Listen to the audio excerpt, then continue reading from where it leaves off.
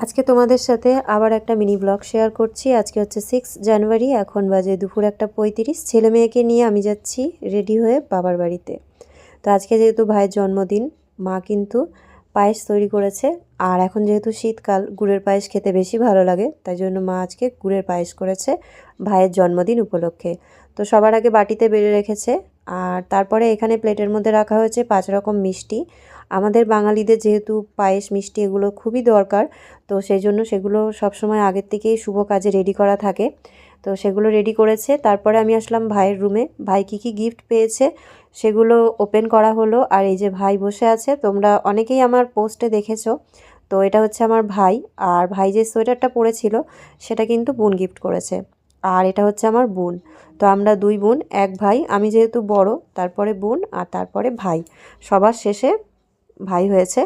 তো ভাই যেহেতু আমাদের সবথেকে ছোট, তো আমরা সবাই মিলে ওকে আশীর্বাদ করব। আর বোন খুব সুন্দর করে থালাটা এখানে সাজিয়ে দিয়েছে। আর এখানে ধান দুব্ব নিয়েও আমরা সব রেডি হয়ে গেছি, কারণ এখন বাজে বেলা ওই 2:35 2:20 এরকম, অনেকটাই বেলা হয়েছে।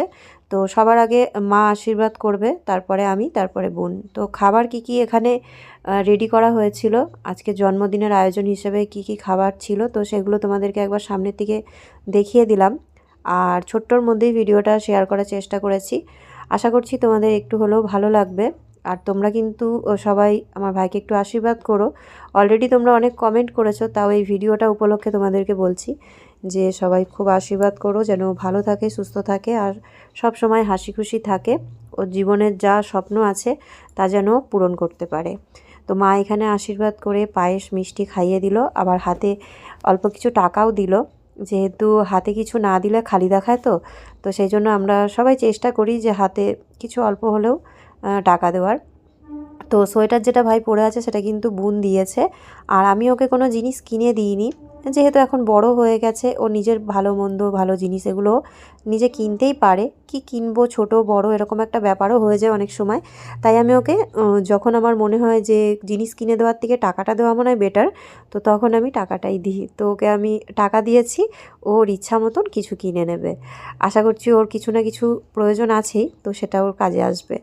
তো যাই হোক, আমি আশীর্বাদ করলাম, মিষ্টি পায়েস এগুলো খাওয়ালাম, তারপরে যে বোন আশীর্বাদ করছে। তো আশীর্বাদ করে কিন্তু ভাইকে মানে আবার টাকা দিয়েছে। কারণ ওই যে বললাম যে আশীর্বাদ করার পরে 16 আনা বা 1 টাকা যেটাকে বলে সেটা হলেও কিন্তু আমাদের মধ্যে আমরা সবাইকেই দিই, কারণ আশীর্বাদটা খালি হাতে করা যায় না বা করতে ভালোও লাগে না। তো বোনও এখানে আশীর্বাদ করে পায়েস মিষ্টি এগুলো খাইয়ে দিয়েছে। আর তারপরে আমাদের ছেলে মেয়েগুলোর আবদার মামাকে পায়েস মিষ্টি খাওয়াবে। তো আমার মেয়ে পুচকুসোনা এখানে মামাকে পায়েস খাওয়ালো। আর আমার বোনের ছোট মেয়ে, মানে আমাদের ছোট মেয়েগুলোই মামাকে খাইয়েছে। আর এখানেও মিষ্টি পায়েস দুটোই খাইয়েছে, আর খুব আনন্দ করেছে, কারণ এই জন্মদিনটা বেশিরভাগ বাচ্চাদের জন্যই সব কিছু। তো আমরা সবাই মিলে খুব আনন্দ করলাম, মজা করলাম, আর তোমাদের সাথে ছোট্ট একটা মিনি ব্লগ শেয়ার করলাম। আশা করছি তোমাদের একটু হলেও ভালো লেগেছে। তো চলো, দেখা হবে নেক্সট ব্লগে।